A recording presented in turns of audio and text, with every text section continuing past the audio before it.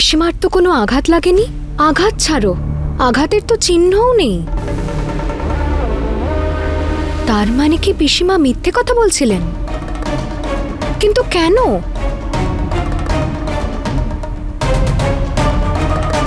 আমাকে এইসব ডাক্তারবাবুকে জানাতে হবে।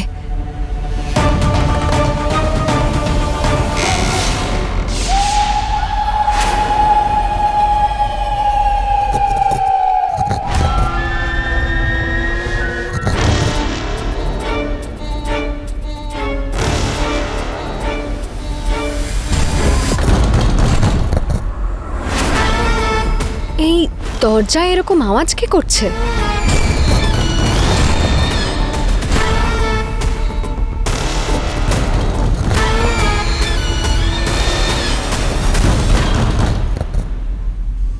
বাপরে, এত জোরে আওয়াজ আসছে যেন মনে হচ্ছে কেউ দরজা ভেঙে ভিতরে ঢুকতে চাইছে।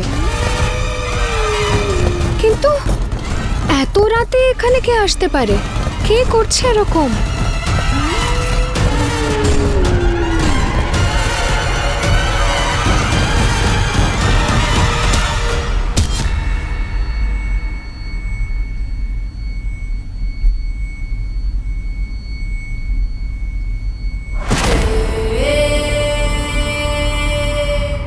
খুব শখ হয়েছিল আমাকে বাড়ি থেকে বের করে দেওয়ার।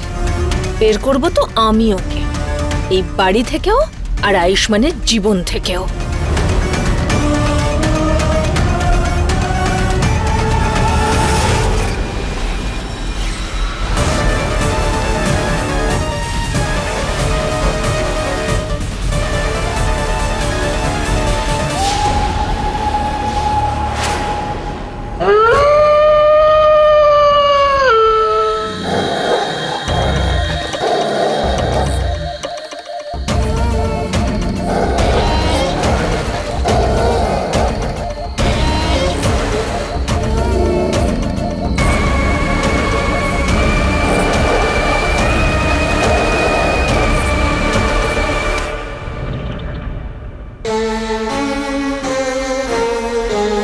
তোমার এই জায়গায় পড়ে থাকার যোগ্যতা রয়েছে, নিজের ডাক্তারবাবুর থেকে দূরে।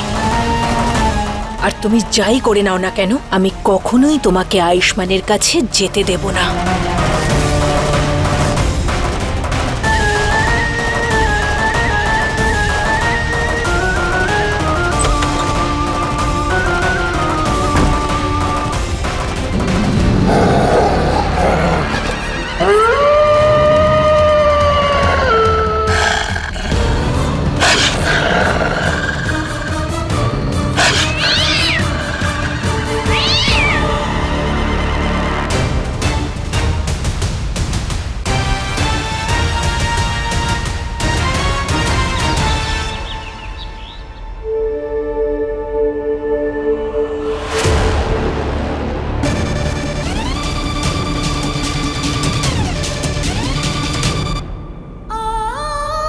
এই দেখো গয়না, কিভাবে আমি তোমার জায়গাটা নেওয়ার প্রস্তুতি শুরু করে দিয়েছি। খুব গর্ব করে নিজেকে তুমি এই বাড়ির বউ মনে করতে না, কিন্তু এখন গয়নার জায়গায় আলিয়া থাকবে এই বাড়িতে, আর কেউ কিছু জানতেও পারবে না। এখন সবাই আমাকেই আয়ুষ্মানের স্ত্রী আর এই বাড়ির বউ ভাববে।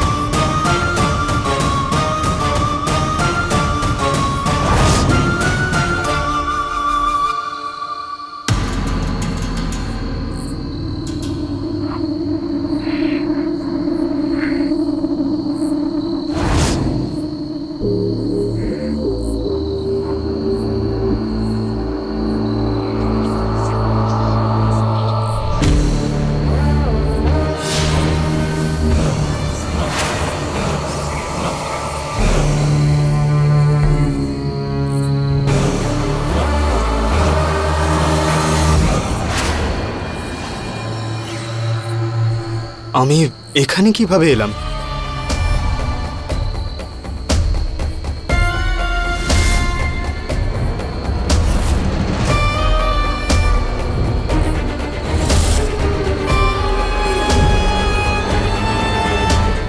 আমার মুখে আর হাতে রক্ত কোথা থেকে এলো?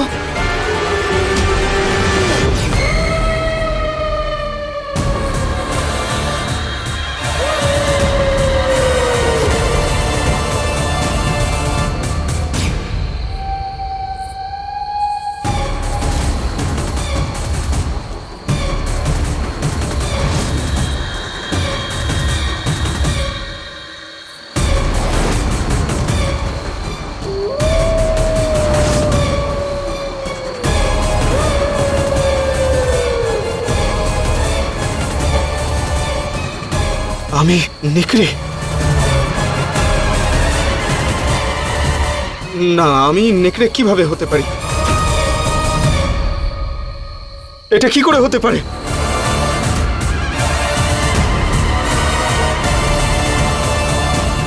ডাক্তারবাবু, আমাকে যেতে দিন, আমায় নেকড়ের ব্যাপারে গয়না, জানতে হবে। কোথায় যাচ্ছ? ওই নেকড়ের গল্পটা তোমার মাথা থেকে এখনো বেরোয়নি না? পিসি, জেঠি, কেউ নেকড়ে নয়। এই বাড়িতে কোনো নেকড়ে নেই। দেখলে তুমি তিন্নির কি অবস্থা হয়েছে নেকড়ের কথা শুনে? কতবার তোমাকে বোঝানোর চেষ্টা করেছি, বোঝো না কেন? এটা অন্ধবিশ্বাস ছাড়ার কিচ্ছু না।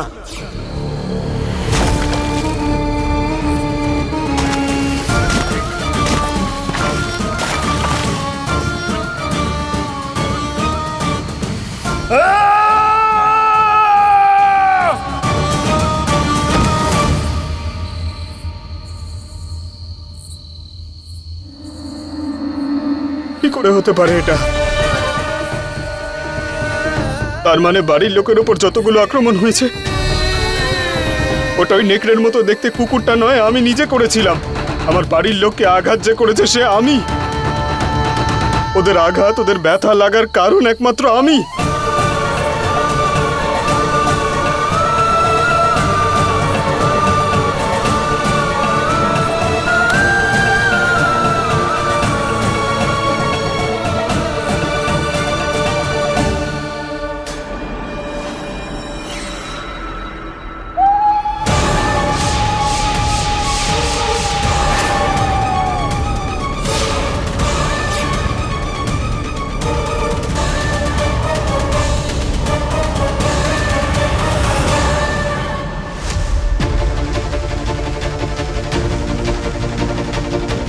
আমাকে পিছন থেকে কে আঘাত করেছিল আর কেই বা বেঁধে রাখলো? জানি না ডাক্তারবাবু ঠিক আছেন কিনা, আর উনি আমাকে দেখতে না পেলে চিন্তা করবেন। যেভাবেই হোক আমাকে এখান থেকে বেরোতে হবে।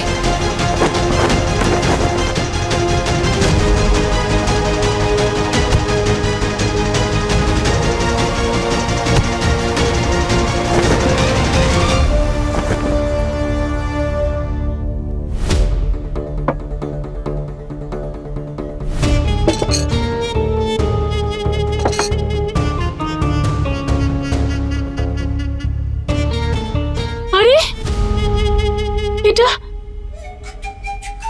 আরে মাথা খারাপ হয়ে গেছে নাকি তোমার গয়না? এসব পোড়া খাবার খাওয়াচ্ছ কেন আমাদেরকে? হ্যাঁ, যতটা পেরেছি আমি করেছি। এই কাজের লোকের মতো ভালো খাবার কি করে বানাবো? এখন ওনাকে কি উত্তর দিই যে খাবারটা পুড়লো কি করে? আরে দিদি দেখো। আরে মা, তুই এরকম ঘুমটা দিয়ে আছিস কেন?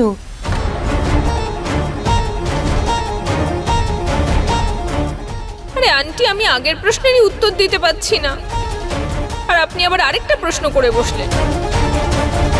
আয়ুষ্মান দাদাকে কেউ দেখতে পেয়েছো? আমি গোটা বাড়িটা খুঁজেছি, কোথাও দেখতে পাইনি। আরে বাবা, কোথায় যাবে ও? বাড়িতেই কোথাও আছে। এখনো বাড়ি থেকে বেরোনোর সমস্ত জানলা দরজা বন্ধ। আরে আমার তো সেটার জন্যই চিন্তা হচ্ছে কাকিমা, ও কোথায় যেতে পারে? গয়না বৌদি, তুমি ওকে দেখেছো? এই মেয়ে, তুমি কি বোবা হয়ে গেছো নাকি? হ্যাঁ, এটা কি? একে তো এই যে চামড়ার মতো শক্ত, কি রান্না করেছো তুমি? তার ওপর কোনো কথাই বলছো না, উত্তর দাও। আরে দিদি, শুধু তাই নয়, তুমি যে শাস্তি দিয়েছিলে সেটাও মানছে না। কালকে তো এমন করছিল, তুমি যা বলবে তাই শুনবো, যেটা বলবে সেটা করব, আর এখন দেখো। আরে বড় বউ, ওর কাছে আবার কি বা আশা করতে পারি? বলবে কি তুমি কেন বাঁধন খুলেছো? কেন আয়ুষ্মানের থেকে আলাদা হয়েছো তুমি? বলো, আরে বলো। আরে দিদি শাস্তি তো পুরো ভোগই করলো না।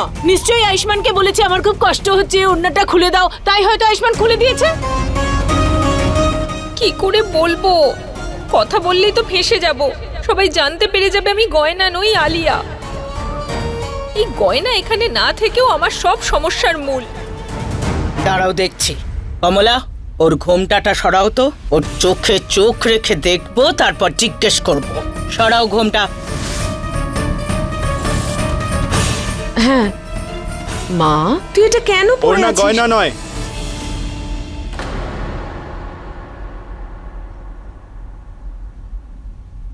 আমি খুলেছিলাম।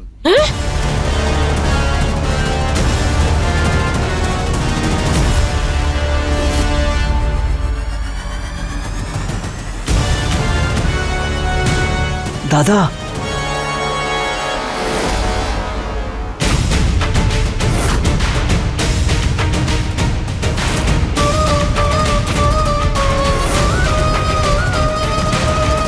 আয়ুষ্মান?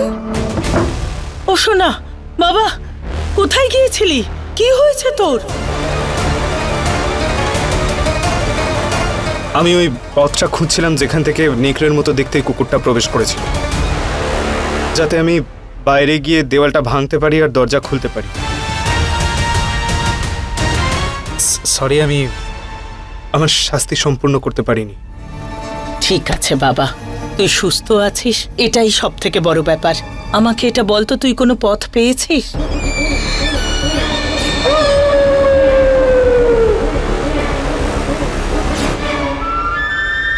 হ্যাঁ হ্যাঁ পিসি, একটা গর্ত পেয়েছিলাম, তবে আমি ওর ভেতর ঢোকার চেষ্টা করি, কিন্তু ভেতর থেকে গর্তটা ছোট ছিল, তাই আর ঢুকতে পারিনি। আর সেই জন্যই আমার এই অবস্থা হয়েছে। কোনো ব্যাপার নয় শোনো, তুই চেষ্টা তো করেছিস। যা স্নান করে নে, তারপর খাবার খেয়ে নিস। হ্যাঁ বাবা, হ্যাঁ যা।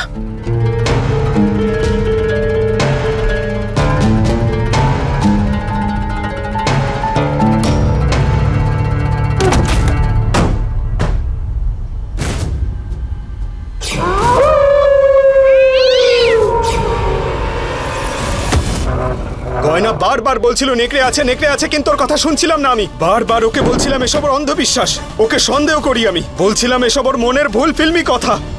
এটা কি করে হতে পারে আমার সঙ্গে? এসব তো রূপকথার গল্পে শুনেছি। যখন পিসি এবং জেঠির ওপর সন্দেহ করে, তখন ওর ওপর চিৎকার করি। একবারও শুনিনি ওর কথা। আর এইবার বুঝতে পারছি আমি নেকড়ে। কি করে বলবো গয়নাকে এসব কথা? কি উত্তর দেব ওর কথার? আমার নিজের কাছেই তো কোনো উত্তর নেই। কি করে?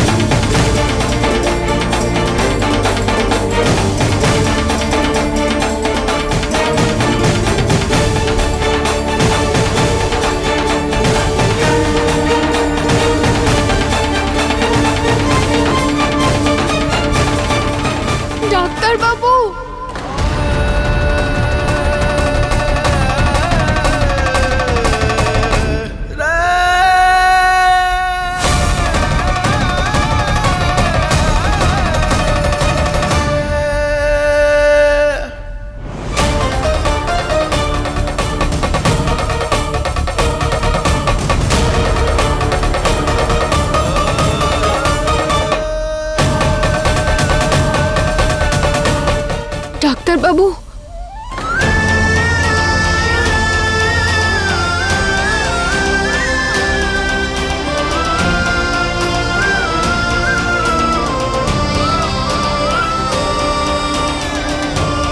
গয়না, তুমি কিছু বলার আগে আমি তোমাকে কিছু বলতে চাই।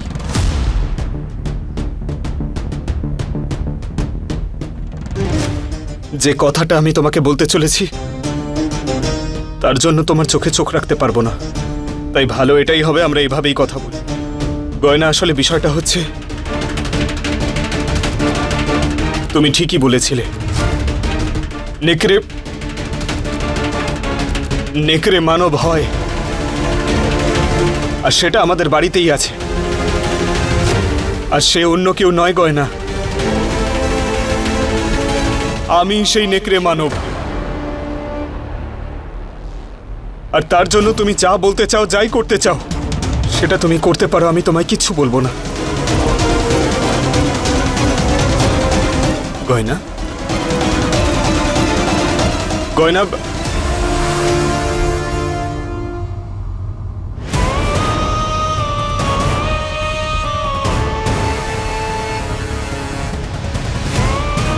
আলিয়া, তুমি?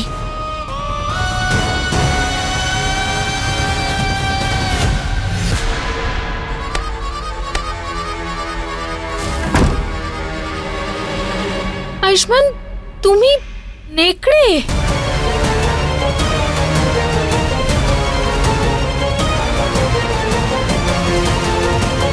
হ্যাঁ আলিয়া, কিন্তু কিন্তু এই কথাটা যেন বাইরে কেউ না জানতে পারে। তুমি আমায় কথা দাও যে বাইরে কাউকে বলবে না তুমি এসব। বাড়ির সবাই জানতে পারলে ওরা সবাই ভয় পাবে, চিন্তা করবে ওরা। প্লিজ তুমি আমায় কথা দাও যে তুমি এসব কথা কাউকে বলবে না। আয়ুষ্মান, শান্ত হও তুমি। আমি কাউকে কিচ্ছু বলবো না, কিন্তু এসব কিছু হলো কি করে? আর তুমি ঠিক আছো তো? তোমার কিছু হয়নি তো?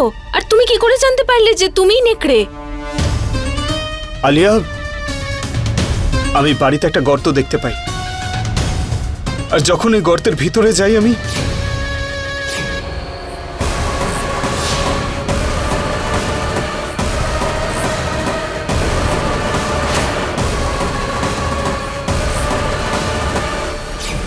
আলিয়া, আমি কিচ্ছু বুঝতে পারছি না আমি কি করব।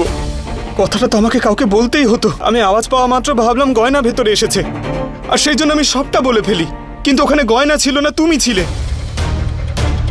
এটা কি করে হতে পারে আলিয়া? নেকড়ে মানব তো গল্পের কথা, এটা সত্যি কি করে হতে পারে? দেখো, এটা আমার মনে হতো, কিন্তু আমি এখন নিজেই নেকড়ে মানব।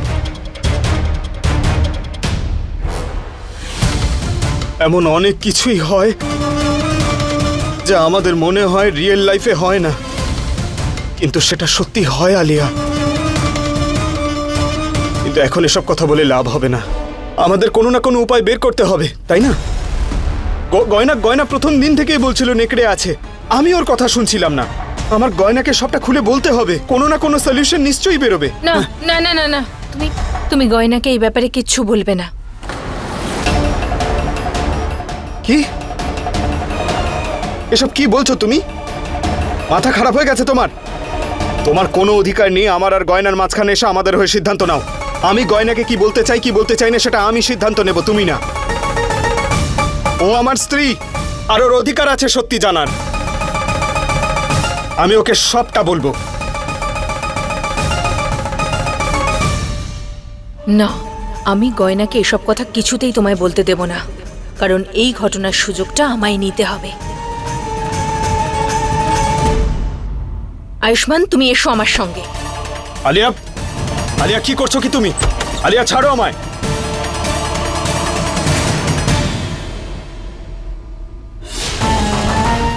ভালো হয়েছে যে আমি গয়নাকে তখনই অজ্ঞান করে দিয়েছিলাম।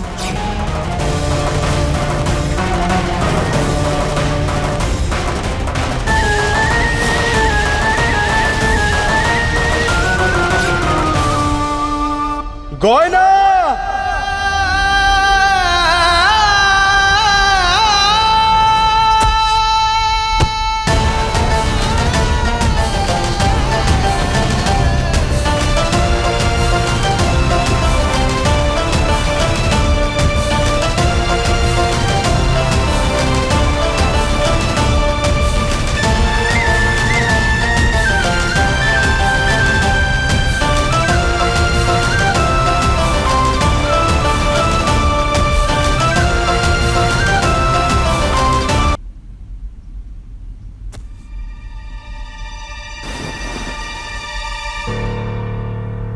বাইরে অজ্ঞান হয়ে পড়েছিল, তুমি আমায় বলনি কেন?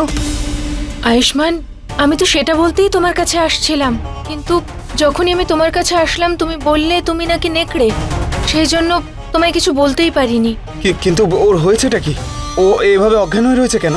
আহ, আহ, আহ, হ্যাঁ হ্যাঁ, হতে পারে যে রাত্রিবেলায় তোমাকে নেকড়ে হতেও দেখে ফেলেছিল আর তুমি ওর উপর আক্রমণ করার চেষ্টা করেছিলে, তাই হয়তো ভয়ের চোটে অজ্ঞান হয়ে গেছে। না হলে আর কি কারণে অজ্ঞান হবে বলো? এটা আমি কি করে করতে পারি? কিন্তু আমার মনে আছে আমি যখন রুমে এসেছিলাম গয়না বাইরে ছিল না। সত্যি কি গয়নার এই অবস্থার জন্য আমি দায়ী? আমাকে দেখে ভয় পেয়ে অজ্ঞান হয়ে গেছে ও। আয়ুষ্মান, আমি বুঝতে পারছি তুমি এই সময় কি অনুভব করছো। তোমার খারাপ লাগছে, তোমার মনে হচ্ছে যে তোমার কারণেই গয়না পুরো বাড়িটা বন্ধ করে রেখেছিল, তারপর কমলা আন্টির উপর, রাঘব আঙ্কেলের উপর, জেঠিমার উপর, পিসিমার উপর, সবার উপর আক্রমণ হয়েছিল। কিন্তু আয়ুষ্মান, এতে তোমার কোনো দোষ নেই। হয়তো এটা হতে পারে যে নেকড়ে হওয়ার পর তুমি নিজেই নিজেকে চিনতে পারো না, সেই জন্যই তো তুমি গয়নার উপরেও